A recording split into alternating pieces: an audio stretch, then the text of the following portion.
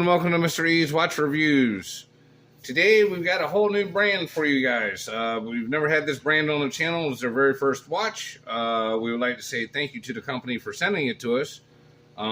This also comes via my buddy Jeremy at Old Line Watch Reviews. Please go check out his channel. Subscribe over there if you haven't already. Basically, Mr. Jeremy done hooked me up with a gentleman that runs Vario. Oh Lord, I am blanking on his name right this second, but either way, we thank that gentleman. I want to say it's Zach or starts with a Z or something like that. I don't know. At any rate, Vario specializes in a number of different watches, but one of the ones that they're most known for is the remodeling of the World War I trench watch. This is the pilot's version. Basically, they have a couple of different versions. They have the medic and what was the other one? It was the medic, the pilot, and I guess the general serviceman. The difference between the three that I've seen is, the strap colors and configurations, dial colors, but the pilot is turned, obviously, as you guys can see, and that light is not sitting correctly. Thought I had it to where it wasn't going to produce a glare. Oh, well, that's not good.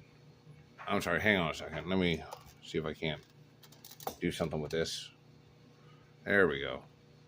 All right, so on the pilot's watch, they turned it sideways because, again, when you're flying the plane and most people wear their hand on the left, your hand can be over here doing something kind of natural, like working the controls or the throttle or whatever, and you'll be able to see this because you're not having to turn you get what I mean?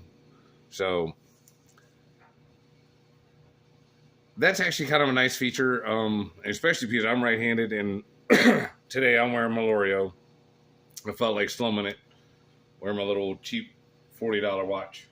Not only that, I've been working around Sally Mae, and since this is rubber and just a little bit of metal, less likely to scratch it. But like for me, and again, my hands are cut up pretty bad, but like for me, wearing this on my right, I would definitely have an issue. I would need to wear it on my left.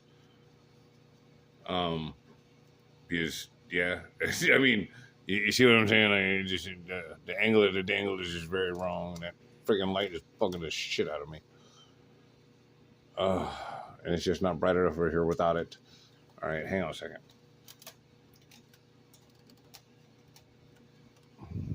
That's slightly better, but so yeah. I do like the leather that they're using on this, on the strap. This is not a strap that I would normally gravitate to. Now, I do believe it is possible to pop it off of this piece and wear it just normal. But the watch is just it's able to move around a little bit. So not really designed or meant for that, I guess. But all right, we'll put it on this wrist. Y'all are about to see why I always put everything on my right. It's messed up. I'm right-handed, but I'm more coordinated with my left when it comes to putting a strap and stuff on. This is running a Miyota 8N33 movement. It's a 21,000 beat movement. Back on it. I mean, it's not a bad looking watch. And I mean, I kind of like me standing here, like you can just have your arm straight out and be able to read it. So, you know what I mean? Much easier to read if you were doing stuff versus having to turn your arm all the way. So, I mean, I kind of like that aspect of it. The case is 316L stainless steel. The polishing and the finishing on the case is pretty dope. You know what I mean? It definitely has that antique vintage vibe, going for it. They went with the high polish, for around the actual crystal and everything like that. These watches do only come with 50 meters worth of water resistance. Um, the crown is in kind of a funky place also. It is not a screw down crown or anything like that. Going to just wind it up here and get this thing going.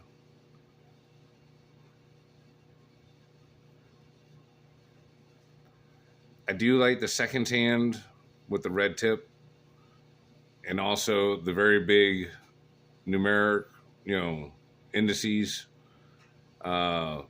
This watch is very easy to read in that sense. I don't know. Some people are going to dig it's turned a little bit, and some people won't.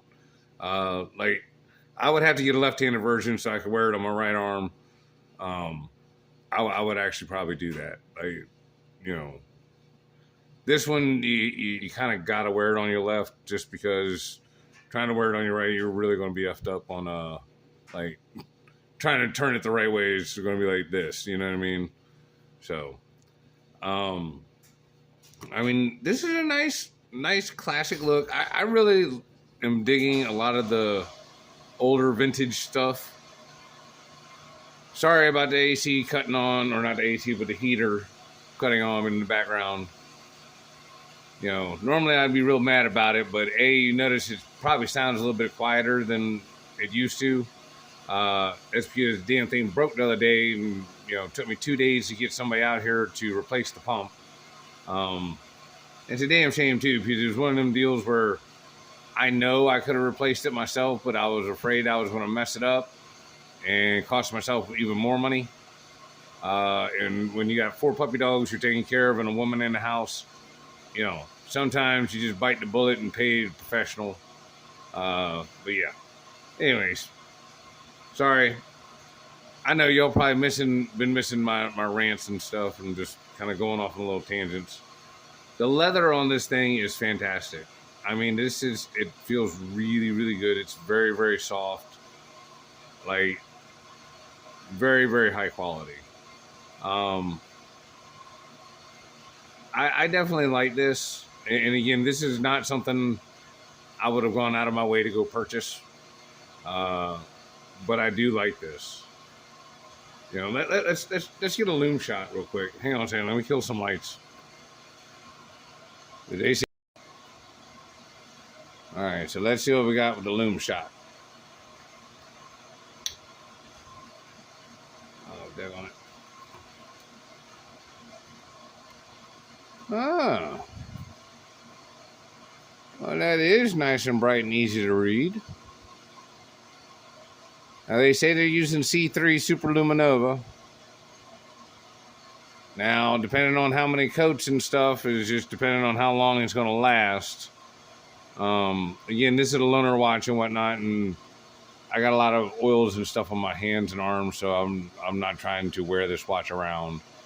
But it does look to me like it's kind of like the typical C3.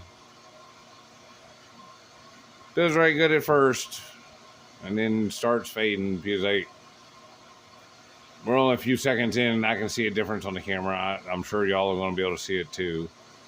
To my naked eye, I mean, it's actually nice and bright. I mean, I can still see it and read it quite easily. But that's kind of why I'm more of a BGW9 kind of a guy. I'll definitely rock some C3, but I'm more of a BGW9. It seems to last longer, and especially when applied in multiple coats. But yeah. So again, not a paid promotion. Like I said, Jeremy did me a favor and was able to get me put on the list to be able to check out the watch, so I didn't have to go out and spend the money. In case you were wondering, these watches do sell for $388. So to me, that's a little on the pricey end. I mean, you're definitely getting a very nice watch and everything for it, and it's very unique and different from a lot of the other stuff you see, unlike everybody else where they're just copying the Submariner kind of deal. I really like this watch, and I don't know, you gotta pay for quality stuff. And I mean, are they using the absolute best and finest Miyota movement in it? No, not really. They could have used a high beat or something like that. But again, it's supposed to be like a vintage watch, and I mean, in comparison to the vintage watches, this is high beat.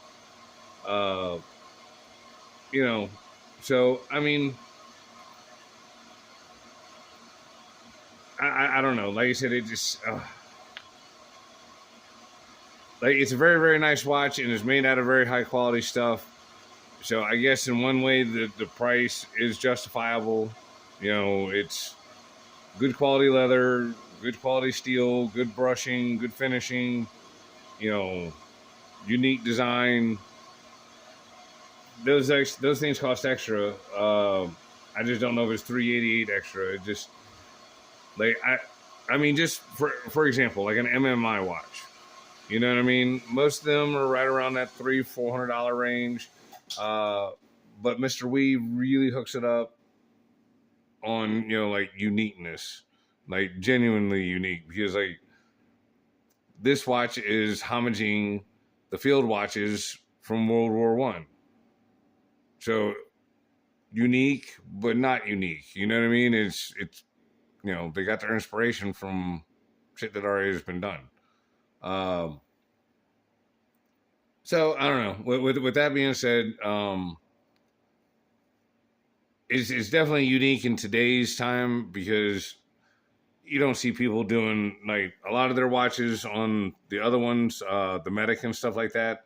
The Crown's down here at 4 o'clock. They've got it up here at, I guess technically 12, but really one-ish. You know what I'm saying? Is where it's pointing at. I don't know. I like the watch. It just $388 is more than I would want to spend on it. I don't know. Like if it was more like $275, $250, I'd be all about it. I'm thinking about all the different stainless steel watches that I can get for $350, with an all stainless steel band. And again, back in World War One, leather was much more common and easy to use and come up with for your watch straps, especially when you're having to supply an entire army. Metal makes guns, leather don't really make guns. So, you know what I mean? It's just, for what they're going for, they went with the right design choices. It's just at that $388 price point, I don't know. It just to me, like I said, it just seems a little high because like you can get a nice San Martin. Let's see. Hang on a second. This was also Jeremy gave me a nice travel case for Christmas. Thank you again, Jeremy. That I really appreciate it. I got a couple of watches stored in here right now, but I'm just gonna pop this open. I think I got San Martin and something else in here. But yeah, here we go. Just two good examples. A Sugis with a high beat seagull movement, and San Martin BB58 with the PT5000 high beat movement, all stainless steel. And I want to say this one $250. This one was right around, I want to say $220 or $250, somewhere in that range. It's been a long time since I've been on AliExpress, but I mean, yeah. Just you guys see what I'm saying, And again, neither one of these is any kind of original or whatever. They're straight up copying somebody else's design. You get what I'm saying? At least they tried to do something on their own, so we're going to give them, credit and all that kind of good stuff. But you understand what I'm saying? Very nice watch, very well made, and I don't know. Like I said, I would have to double check where they're being manufactured at, but like if they're being assembled in the United States, that would kind of maybe explain it a little bit because American labor costs more. It's well worth it. Well, used to be well worth it anyways. These new Gen Zs and millennials, I don't know about them. They're not worth a shit. Like for example, numbnut I work with effed up and forgot to put, or didn't forget, he put the wrong oil filter on a car and it wound up messing the motor up. So now the shop's having to replace the engine. I told the boss I would come in on a Saturday and Sunday and put the engine in so that way it doesn't mess up our normal flow and money and all that stuff. I asked this kid to come in and just hand me tools and be there in case I need somebody just to physically help me with something. And he said he was going to be too tired from the week of normal work to be able to do that. Now, mind you, he's in his 20s and I'm fucking 46.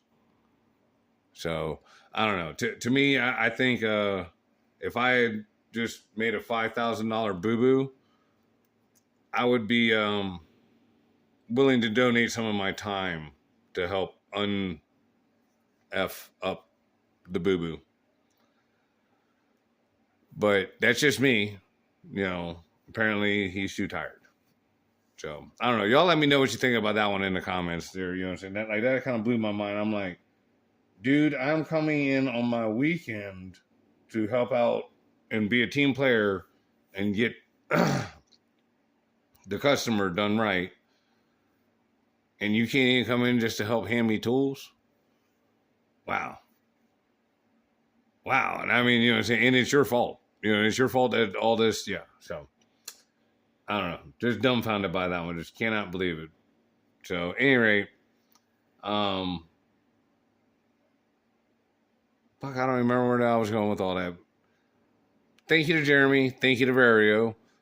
We do appreciate it, and I'm sure you guys, won't put this on your video or your website. But if you do, I appreciate it. It'd be awesome. Again, I understand why not, but again, this is why I don't really seek out paid promotions. I just try to tell the truth about stuff. Very nice, very well made out of very good quality stuff. Price is just a little too high for myself personally. But anyway, thank you all for watching, for tuning in. One last thing, we are still doing the watch giveaway for the 100-year-old pocket watch that's 14 karat white gold filled. We've still only got like 6 or 7 members. I was hoping to get like 100. But at any rate, one of them 7 is going to win this bad boy.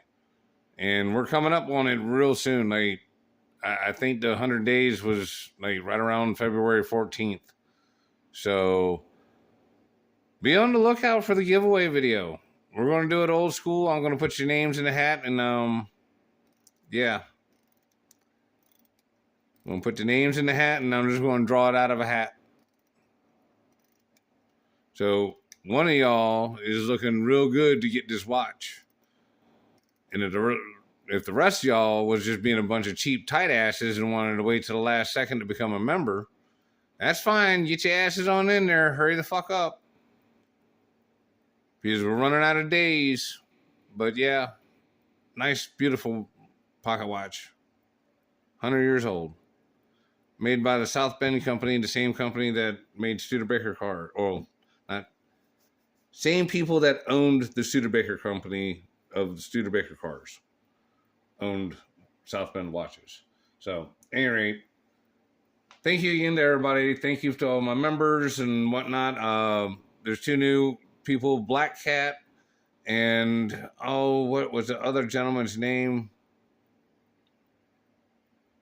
Fuck, I can't remember. At any rate, I did notice you were there. I appreciate it. And of course, Philo, Jody, Walk Around, Carl, Dean P, the rest of y'all. Thank you all so much for being members and everything. I do really appreciate it. Like, subscribe, check y'all later. Bye.